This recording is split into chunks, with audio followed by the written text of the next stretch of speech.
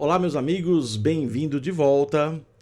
Como que os livros do Novo Testamento foram escolhidos? Muito se especula que teria sido por influência do imperador romano, da Igreja Católica, no Concílio de Nicéia. Isso ficou muito famoso naquele filme Dan Brown, né? Também um livro que explodiu em vendas. E depois veio o filme que também foi um grande sucesso com Tom Hanks, né? Chamado O Código da Vinci, em que é mencionado esse concílio de Nicéia, onde ali que teriam escolhido os livros pertencentes ao Novo Testamento. Será que foi bem isso mesmo? Vamos analisar como que aconteceu logo depois da vinheta.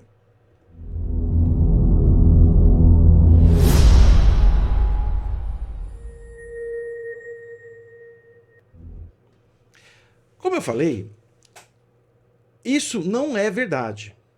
Isso foi algo realmente colocado do filme para dar aí uma atenção, para dar uma polêmica, mas como a própria Bíblia nos ensina, os livros eles foram sendo escolhidos pelo Espírito Santo. A própria igreja sentia quais eram os livros, claro, existiam critérios que eu vou mostrar aqui para vocês, mas a própria igreja, né, através do discernimento do Espírito Santo, foi colocando quais livros estavam de acordo com a vontade de Deus para nós. É claro que existiam outros livros, chamados livros apócrifos. O termo não é muito técnico, porque apócrifo quer dizer que não sabe quem escreveu, mas no caso ali se sabe quem escreveu. Né? Temos o livro do Enoque, de Tomé, de Judas, tem Apocalipse de Pedro, né? Próprios apóstolos que escreveram livros que depois não foram aceitos. Não era porque eles eram apóstolos que eles eram inspirados, totalmente inspirados, tudo que eles falavam era inspirado. Não sei se vocês sabem, mas, por exemplo, nós temos hoje 1º e 2º Coríntios, mas se você ler com calma, você vai ver que existe uma terceira carta de Coríntios. Um dia eu posso gravar isso aí. Ninguém sabe onde está essa carta, mas o próprio texto diz a carta anterior que foi mandada, mas cadê essa carta anterior? Tá bom? Então vamos lá, sem maiores delongas, vamos dar uma olhadinha, né, no que diz aí os critérios, né? Eu quero começar trazendo para vocês o seguinte: está aqui o filme, né, O Código da Vinci, filme de grande sucesso, que foi colocado aí essa questão do Concílio de Nicéia. E muitas pessoas até hoje falam, isso foi decidido pelo imperador romano, foi por conta de política, né? Colocaram o que eles queriam, não foi bem assim. E outra coisa, nós vamos ver que esse Concílio de Nicéia não tratou da escolha dos livros, né, do cânon do Novo Testamento. Vamos lá, estou aqui no Wikipedia. Olha lá, primeiro concílio de Nicéia. O primeiro concílio de Nicéia foi um dos concílios de bispos reunidos na cidade de Nicéia, na Turquia, pelo imperador romano Constantino I, em 325. Organizou o concílio nos moldes do Senado romano e presidiu, mas não votou oficialmente questões de fé. Olha que interessante, mas não votou oficialmente questões de fé. Esse concílio foi a primeira tentativa de alcançar um consenso na igreja através de uma assembleia representando toda a cristandade. Provavelmente um legado papal pode ter presidido essas deliberações. Seus principais feitos foram, vamos lá então, quais eram os assuntos, né? Resolução da questão cristológica da natureza divina de Jesus e a relação com Deus Pai. Aqui da relação natureza de Jesus é porque é o seguinte, não que eles não acreditavam que Jesus era divino, era Deus. Mas havia Arino, né? Arino, ele começou a distorcer e a pregar mensagens heréticas e distorcidas, e alguns estavam indo por essa linha, então foi preciso colocar ali um fim nisso, né? A sua elaboração com Deus, a construção da primeira parte do credo, a fixação da data da Páscoa e a promulgação da lei canônica em sua primeira forma. Então veja que não se trata aqui no Concílio de Nicéia a questão de escolha quais livros pertenceriam ao cânon, ou seja, entrariam no Novo Testamento. Então, olha só, de novo aqui, características e propósitos. Qual foi o propósito? Você vê que é a mesma coisa que eu acabei de ler lá. Foi convocado pelo imperador Constantino, em 325, havia sido encarregado de investigar o problema causado pela controvérsia ariana. Olha lá, foi o que eu acabei de falar. Arino, né, trouxe divergências que eles queriam saber como iriam lidar com isso, né? No leste grego do mundo, greco-romano, para a maioria dos bispos, os ensinamentos de Ário, né, eram heréticos. Olha lá, ó, foi o que eu acabei de falar. Ário, né, ele trazia ensinamentos heréticos e perigosos para a salvação das almas. No verão de 325, os bispos de todas as províncias foram convocados a Niceia, a um lugar razoavelmente acessível a muitos, particularmente os da Ásia, Geórgia, Armênia, Síria, Palestina, Egito, Grécia e Tácita.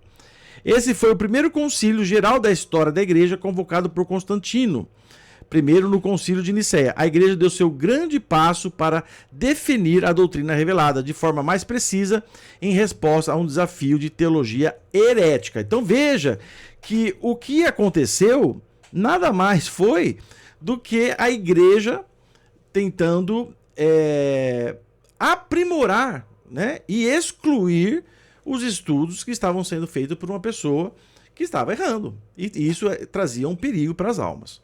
Pois bem, então como que começou? Como que esses livros, existiam vários livros, como eu acabei de falar, Paulo escreveu mais de uma carta aos Coríntios, tinha Tomé que escreveu um livro, também era apóstolo, existia mais de um Apocalipse, não só o de João, tinha o de Pedro, por exemplo.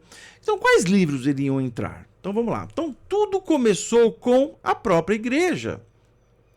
Logo após os apóstolos, os escritos começaram a circular nas comunidades cristãs. Cartas de Paulo já eram lidas nas igrejas. Os evangelhos de Mateus, João, começaram a ser reconhecidos com autoridade. Ou seja, antes de qualquer concílio, as próprias igrejas estavam selecionando na prática, usando certos textos como escritura. Então, como eu falei, a própria igreja, que agora tinha o Espírito Santo como o Consolador, aquele que ensina todas as coisas, em 1 João capítulo 2, versículo 27, fala: não é necessário que ninguém vos ensine coisa alguma, pois o Espírito Santo de Deus vos ensinará e vos guiará a toda a verdade. Então, o Espírito Santo, como Jesus havia falado, iria estar com os apóstolos e iria ajudá-los. Então, a própria igreja, através do Espírito Santo, foi definindo os livros que eram inspirados ou não. Critérios usados para reconhecer os livros. Os cristãos não escolheram aleatoriamente, haviam critérios bem definidos. Apostolicidade, ligada a um apóstolo ou seu círculo, não precisa ser necessariamente a pessoa. Então, por exemplo, nós temos o exemplo de Marcos, que não foi apóstolo, mas era alguém muito ligado aos apóstolos, né? Então, precisaria estar ali dentro do ensinamento dos apóstolos, ou alguém muito ligado, que provavelmente tivesse também andado com Jesus, porque às vezes dá a impressão que só os 12 andaram com Jesus. Não, tinham os apóstolos, mas tinham também muitos seguidores, né? Um exemplo, Maria Madalena, a mais famosa, né? Ortodoxia, coerente com o ensino de Jesus e dos apóstolos. Então, o que fugia já estava fora, né? Tinha que ser conforme Jesus havia ensinado. Uso contínuo, lido amplamente nas igrejas e consequentemente aceito. Inspiração percebida, recebido como palavra de Deus. Importante, eles não inventaram os livros, eles reconheceram os que já eram considerados com autoridade. Percebeu? Então o Espírito Santo, né, ele teve o cuidado, Deus teve o cuidado através do Espírito Santo de colocar realmente a palavra necessária para nós. Não que esses outros livros não tivessem também partes deles inspiradas, mas primeiro que precisaria ser ele perfeito. Segundo que Deus, através do Espírito Santo, foi colocando o que era necessário e nada mais. Então por que tem 4 evangelhos?